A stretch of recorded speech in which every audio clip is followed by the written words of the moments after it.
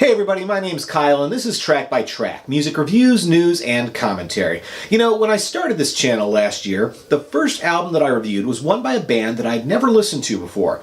That album was Science Fiction by Brand New, an album that I really enjoyed and one that I even ranked in my top 10 for 2017. Now, I know Brand New wasn't a new act, but they were just new to me. And as a result of that newness, I didn't have any of the baggage or expectations for their music. And I've wondered on multiple occasions how that kind of approach can influence one's perception of an album or an artist.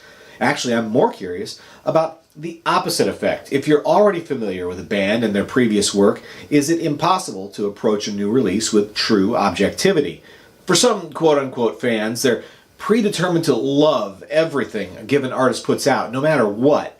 Meanwhile, other fans may often set themselves up for disappointment by having the bar set so high from previous album releases that any new music may struggle to satisfy their expectations. So as we're starting out 2018, it turns out that the very first album I've purchased is calling to mind my experience with the 2017 Brand New album, and in multiple ways. Offerings is the fourth album by the band Typhoon, but it's the first music that I've ever heard from them.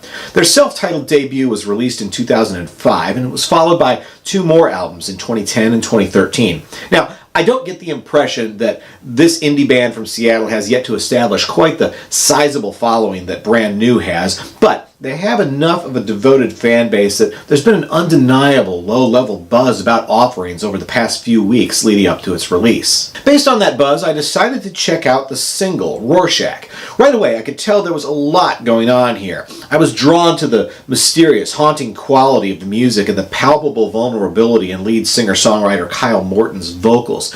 In the entire Offerings song cycle, of which Rorschach is the second track, this song is also one of the most rocking, so to speak.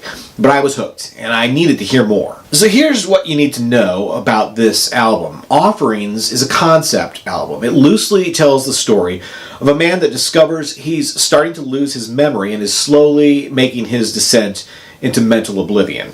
So, yeah, it's not exactly feel-good music, but, you know, neither was The Dark Side of the Moon, a classic, a beloved concept album that was a brilliant observation of death and mortality. Now, usually when I review albums, I take an approach like this channel's name and get into a track-by-track breakdown. I'm not going to do that with Offerings, though, and the reason is because I feel like to do so would be like reviewing a movie and detailing every point in the plot from the beginning to the end. As a concept album, there's enough of a story here that it seems like I'd be spoiling your experience with the music by digging too deeply into it here. There's a sense of mystery throughout that is best left to the listener's own discovery, I think. So what can I say about Offerings? Well, for starters, I'll say that the band's choice to never specifically identify the protagonist's ailment was a wise one.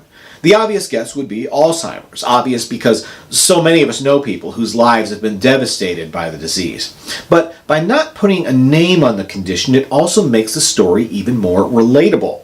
It's pretty clear that the main character is someone who'd otherwise be in the prime of their life. Yet, anyone who has ever watched a loved one of any age mentally or physically deteriorate will recognize many of these scenes. Most likely, their point of reference will be an elderly parent or grandparent. Again, this kind of personal projection just makes listening an even more emotional experience. I have to say, though, that that deeply felt connection to the music is also going to be a detriment to some listeners. This is a long album, close to 70 minutes, and that running time gets to feel a bit exhausting about 2/3 of the way in. On top of that, the melancholy mood of this album is unrelenting to a fault. When Shannon Steele takes over the vocals for a track on Coverings, it's a welcome reprieve, even if it's odd that the protagonist's gender has temporarily changed. There's some standout tracks I want to point out, though. Earlier I mentioned Rorschach, which does a great job early on in the album of setting the stage for what is to come.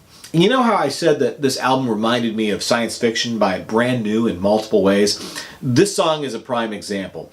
Rorschach unquestionably shares a sonic palette with much of the music on the Brand New album. In fact, a lot of the music on Offerings approaches the vibe of the songs on Science Fiction, although it never reaches for the same level of intense angst that we get from Brand New. But that's a good thing here. Later on the album, we get the only truly, shall we say, up-tempo song on the album, and that's Remember. I get a really strong Killers vibe on this track. Musically, yes, but especially in the lyrical delivery and in the style of storytelling.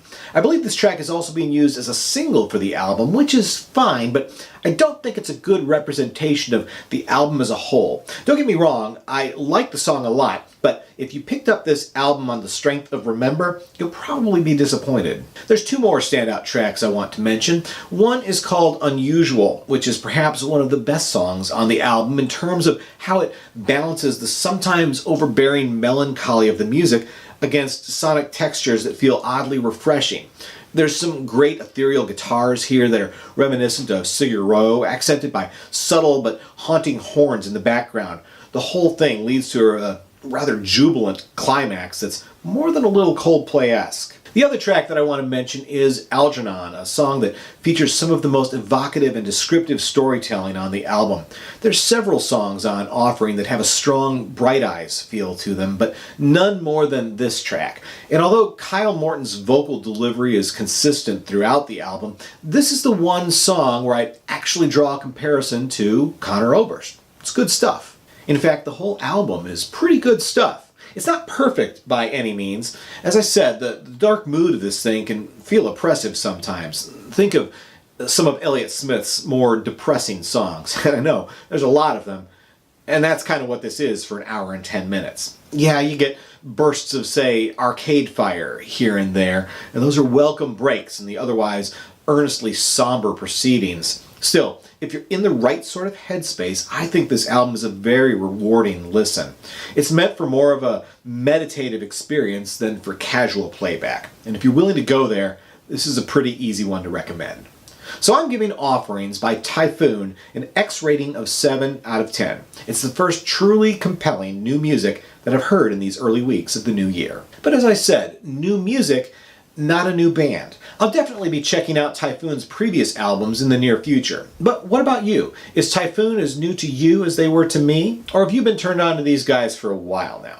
When I reviewed Brand New, I heard from a lot of their fans in the comments. So if you're a Typhoon devotee, be sure to let me know which of their albums is your favorite. If I piqued your interest in this album, you can click the ordering link in the description below to add it to your collection.